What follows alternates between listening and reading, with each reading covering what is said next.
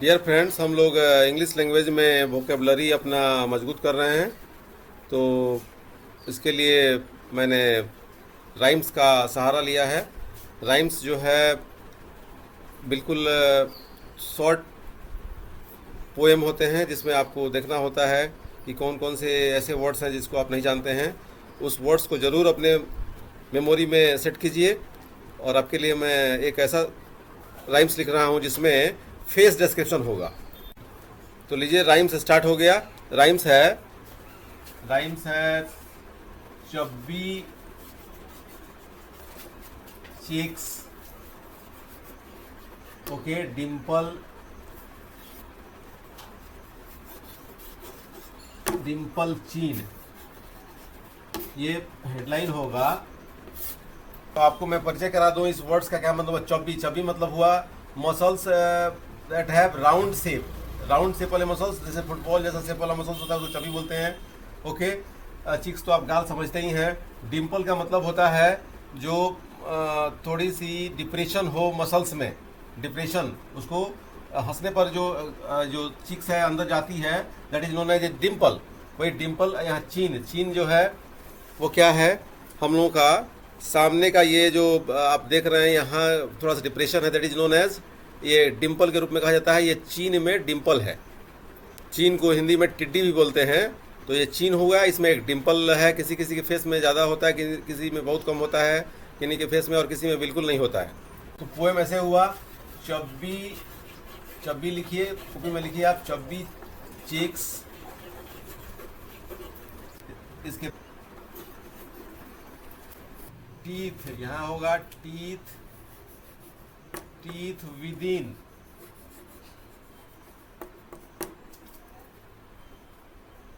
जिसके अंदर, होठों के अंदर टीथ हैं। Curly hair, curly hair, hair जो घुंघराले हैं, हेयर जो घुंघराले उसको करली बोलते हैं।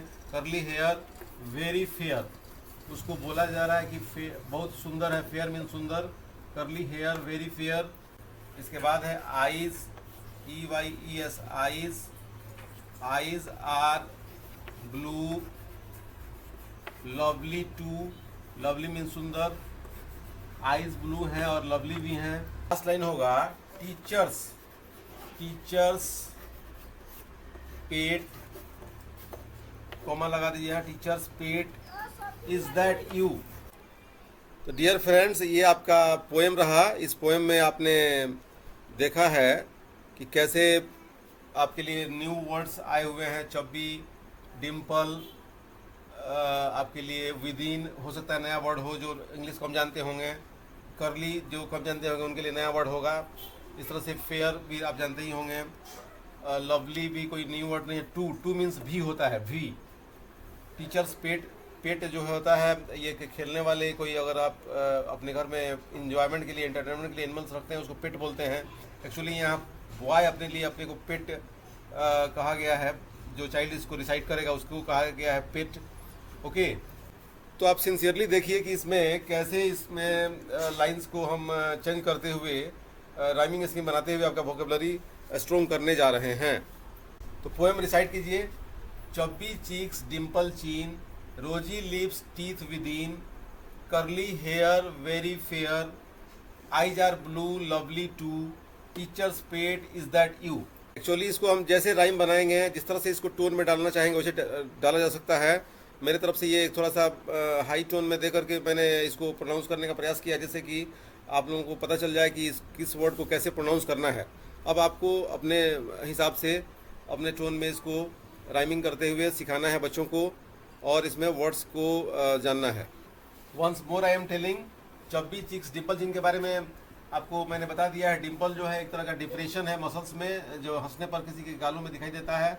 लेकिन यहाँ चीन के साथ जोड़ा गया है। चीन यहाँ है हम लोग का चीन। इस चीन में थोड़ा सा अगर डिप्रेशन है उसको बोलते हैं डिम्पल चीन। इसी डिम्पल चीन को देखते हुए ये पोएम मतलब शॉर्ट राइम्स बना दिया गया है। तो रिसाइट कीजिए। चब्बी cheeks, dimple chin, rosy lips, teeth within, curly hair, very fair, eyes are blue, lovely too, teacher's pet is that you. अगर हम चाहें तो यहाँ चेंज कर सकते हैं ब्लू को ब्लैक से। टीचर्स को किसी हाउस मेंबर के रिलेशन नेम से हम रिप्लेस कर सकते हैं, जैसे हम करने जा रहे हैं। चब्बी cheeks, dimple chin, rosy lips, teeth with in, curly hair, very fair, eyes are black, lovely too, uncle's pet, is that you. तो ठीक इसी तरह से जैसे मैंने यहाँ पर ब्लू को ब्लैक कर दिया था, ब्राउन भी कर सकते हैं। बोलिए, चब्बी cheeks, dimple chin, rosy lips, teeth with in, curly hair, very fair, eyes are brown, lovely too, granny's pet, is that you. अब हम आप लोगों को कुछ साउंड से परिचय कराएंगे जो एनिमल द्वारा प्रोड्यूस होता है, और उसमें भी आप राइम्स द्वारा ही उस वर्ड्स को मेमोराइज करने का और मेमोरी में सेट करने का प्रयास करेंगे। ओके, देखिए कैसे मैं उस पोएम को यहाँ पर आपको जो शॉर्ट राइम्स है उसको मैं बताने जा रहा हूँ। पोएम का जो मतलब राइम्स का जो हेडिंग होगा वो होगा बौ सेज द डॉग। बौ जो डॉग बोलता है उसी साउंड को लिया गया है। बौ says the dog. This is the headline of the poem. ये पोएम का हेडलाइन है, ये पोएम का शीर्षक है, ये राइम्स का शीर्षक है। ओके, यह शॉर्ट पोएम का एक हेडिंग है। तो आपके लिए पोएम लिखना स्टार्ट हो गया। बौ says the dog. Okay, mu says the cat. Okay, squeak, squeak, squeak goes the rat. To who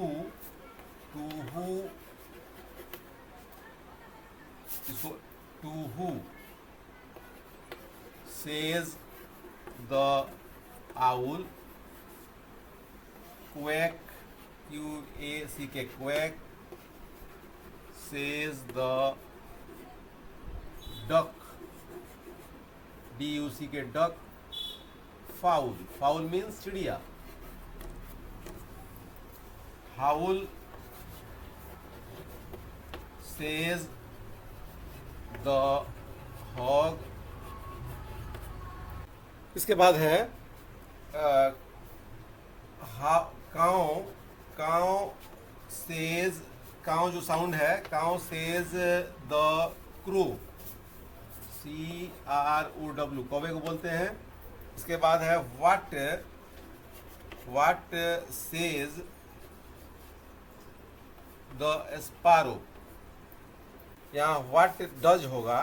okay, what does